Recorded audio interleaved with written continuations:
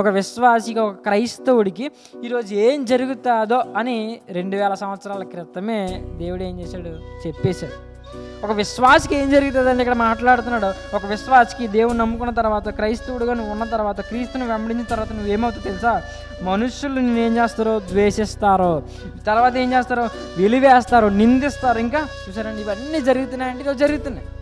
ఈ దేవుడి వెంట మనం వెళ్తున్నప్పుడు, ఈ బైబిల్ పట్టుకుని మనం తిరుగుతున్నప్పుడు ఏం చేస్తున్నారు? జనాలు నిందిస్తున్నారు, జనాలు వెలివేస్తున్నారు, జనాలు లేనిపోని చెడు మాటలన్నీ విశ్వాసుల మీద, క్రైస్తవుల మీద చెప్తున్నారు, అంటున్నారు.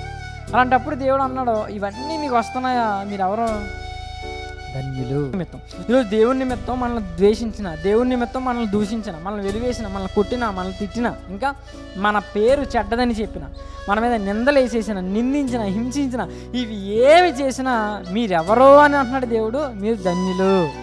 ఈరోజు జనాలందరూ చిన్నగా చూడొచ్చు, కానీ ఎవరు అంటే మనం ధన్యులు.